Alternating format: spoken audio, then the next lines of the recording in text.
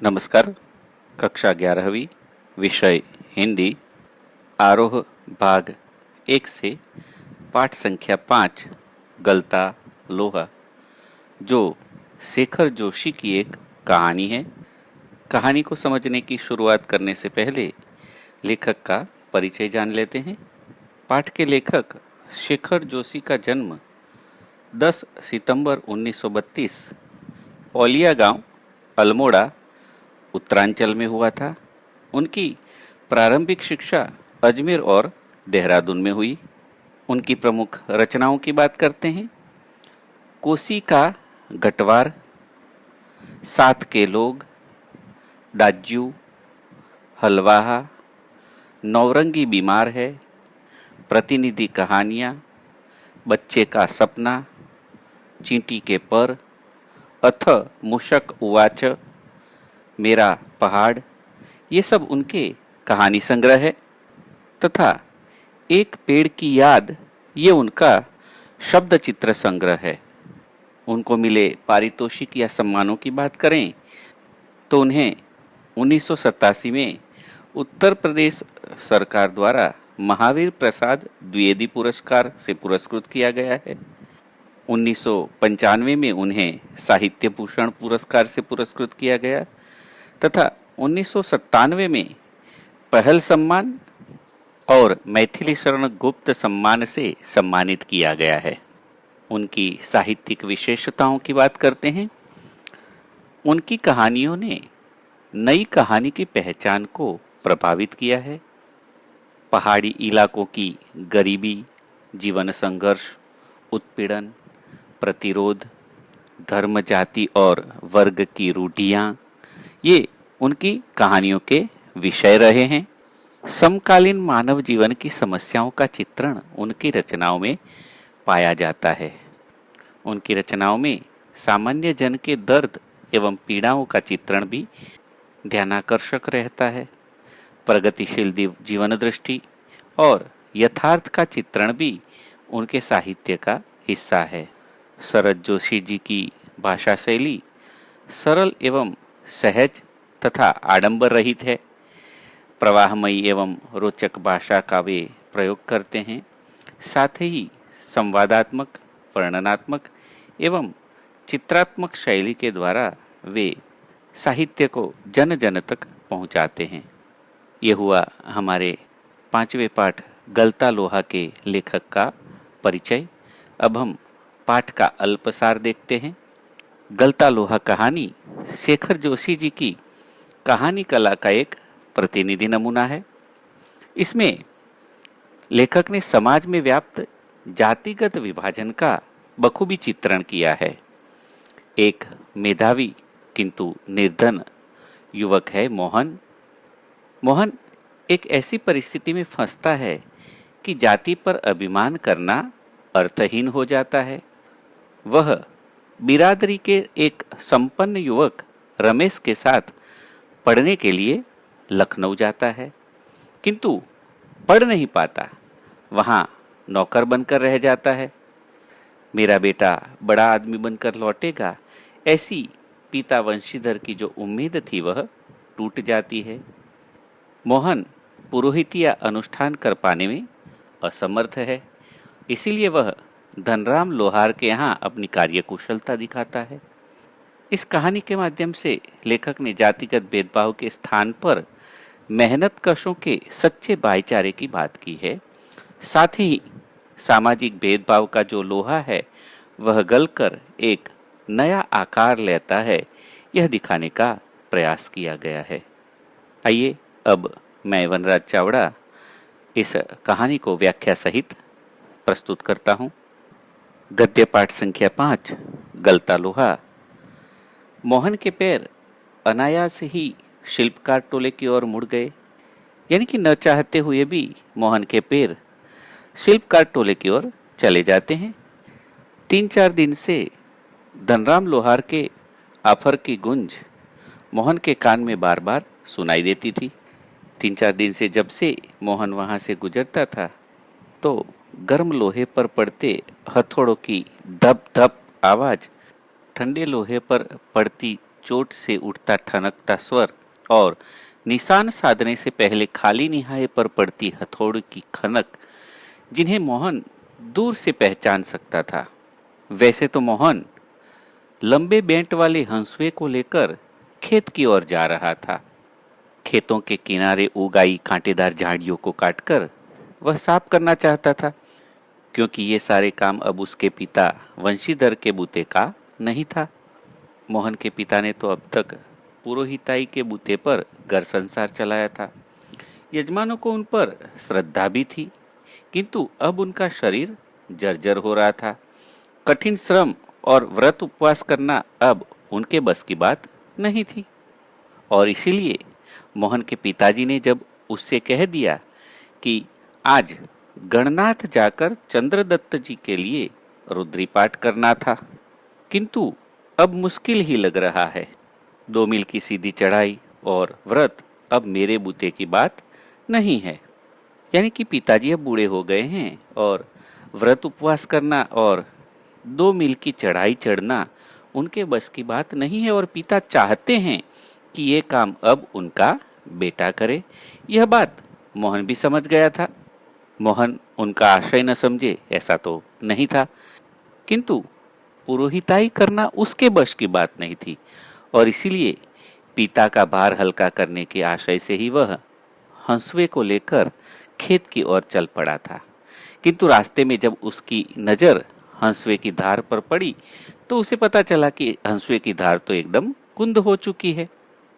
दोस्तों, ये हंसुआ मतलब घास काटने का एक औजार आता है, जिसको दराती भी कह सकते हैं। मोहन हंसुए की धार निकलवाने के लिए शिल्पकार टोली की ओर मुड़ जाता है। जाकर देखता है तो वहां धनराम बाएं हाथ से धौंकनी फूंकता दाएं हाथ से भट्ठी में रखे गरम लोहे को उलट पलट रहा था। मोहन खाली कनिस्तर पर बैठकर उसे देखता रहता है। मोहन और धनराम बचपन में साथ पढ़ा करते थे, इसीलिए मोहन अपने बचपन की बातों को याद करते हुए धनराम से पूछता है कि मास्टर त्रिलोक सिंह तो अब गुजर गए होंगे।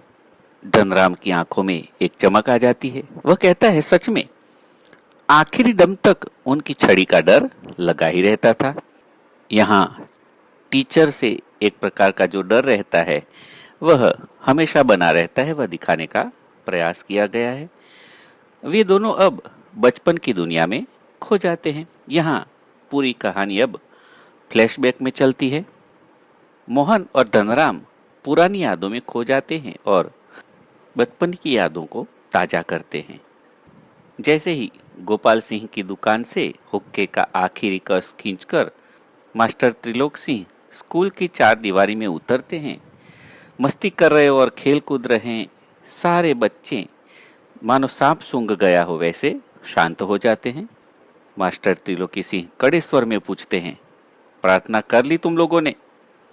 वैसे तो उन्हें पता ही होता था कि अगर प्रार्थना की होती तो उनका संवेद स्वर गोपाल सिंह की दुकान तक पहुंचता ही। फिर घूरकर कड़कदार आवाज में पूछते हैं, मोहन नहीं आया आज? ये मोहन उनका चहेता शिष्य है, पुरोहित खानदान से है और कुशाग्र बुद्धि वाला तथा पढ़ाई के साथ साथ गायन में भी बेजोड़ है। मास्टर त्रिलोक सिंह ने उसे पूरे स्कूल का मॉनिटर बना रखा है। वही सुबह सुबह प्रार्थना शुरू करवाता था, हे प्रभु आनंद दाता ज्ञान हमको दीजिए। मोहन को लेकर मास्टर त्रिलोक सिंह को बड़ी बड़ी उम्मीदें थी। जब भी किसी बच्चे को कोई सवाल न आता तो वे मोहन से पूछते और उनका अनुमान सही निकलता और मोहन उसका सही जवाब दे देता था। किंतु तब जवाब न दे पाने वाले बालक को दंड देने का भार भी मोहन के सिर पर आ जाता था। मास्टर साहब मोहन से कहते हैं कि पकड़ इसका कान और लगवा इससे 10 उठक बैठक। धनराम लोहार भी उनका एक छात्र था। उसने भी मोहन के हाथों कई बेत खाए थे और कान भी खिंचवाए थे। इसीलिए थोड़ी बहुत ईर्ष्या उसे होती थी, किंतु इसके बावजूद वह मोहन को स्नेह और आदर से ही देखता था। कारण यह भी होगा कि वह नीची जाति का है और मोहन ऊंची जाति का है, इसलिए उनके बीच कोई स्पर्धा ही नहीं रहती थी। ऐसा उसके दिमाग में बैठा दिया गया था। धनराम मोहन को अपना प्रतिद्वंदी ही नहीं समझता था, क्योंकि वह मानता था धनराम मानता था कि मोहन का अधिकार है पढ़ाई में तेज होना, क्योंकि वह ब्राह्मण है, वह ऊंची जाति का है। धनराम दूसरे खेतीहर और मजदूर परिवारों के लड़कों की तरह ही तीसरे दर्जे तक ही पढ़ पाया था, यानी कि 3rd स्टैंडर्ड तक, क्योंकि त्रिलोक सिंह मास्टर कभी कभार ही उस पर ध्यान देते थे। एक दिन अचानक उन्होंने धनराम से 13 का पहाड़ा पूछ लिया। 12 तक का पहाड़ा तो उसने कैसे भी करके तैयार कर लिया था, किंतु मास्टर साहब ने 13 का पहाड़ा पूछ लिया। अब क्या करे, उसके लिए तो मानो पहाड़ा पहाड़ हो गया था। धनराम ने शुरू किया, 13 एकम 13, 13 दूनी 24।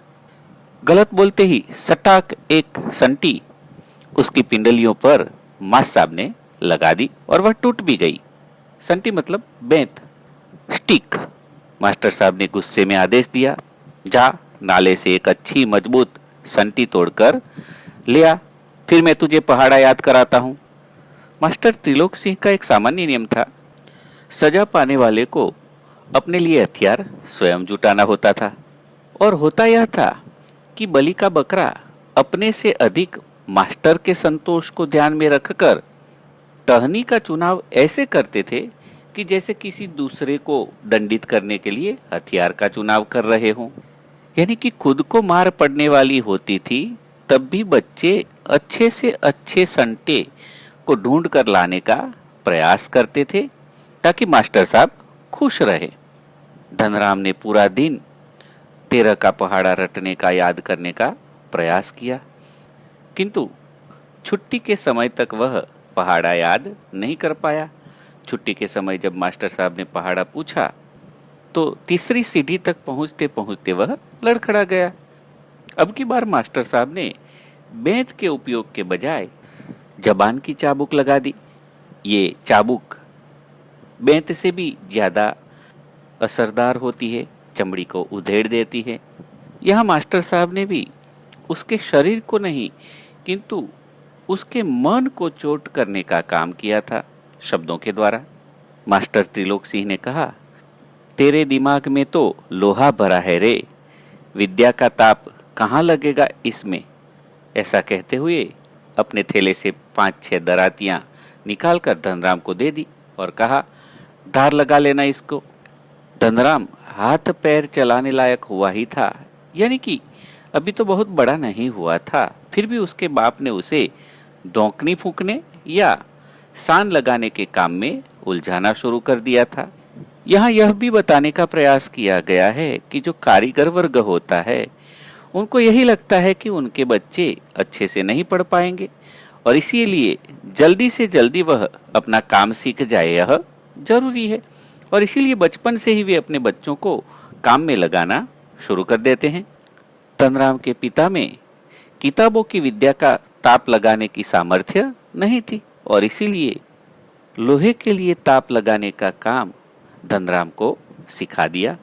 धनराम भी धीरे धीरे हथौड़े से लेकर घन चलाने की विद्या सीखने लगता है।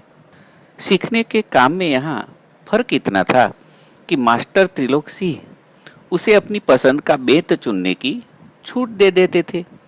यहाँ गंगाराम स्वयं इसका चुनाव करते थे और जरा सी गलती होने पर बेंत हत्था जो भी हाथ लग जाता था उसी से प्रसाद दे देते थे। यानी कि पिता तो यहाँ मास्टर साहब से भी ज्यादा कठोर थे और इसीलिए वह अच्छे से काम सीखने लगा था। एक दिन गंगाराम अचानक चल बसते हैं। गंगाराम धनराम के पिताजी हैं। धनराम ने सहज भाव से उनकी विरासत संभाल ली। आसपास के गांव वालों को यह भी याद नहीं रहा कि वे कब गंगाराम के आफर को धनराम का आफर कहने लगे थे। यहाँ धनराम के जीवन की कहानी को हम विराम देते हैं और अगले वीडियो में बात करेंगे मोहन के जीवन की कहानी की। मोहन के जीवन में आगे क्या होता है। आज इतना ही। नमस्कार। सबका मंगल हो।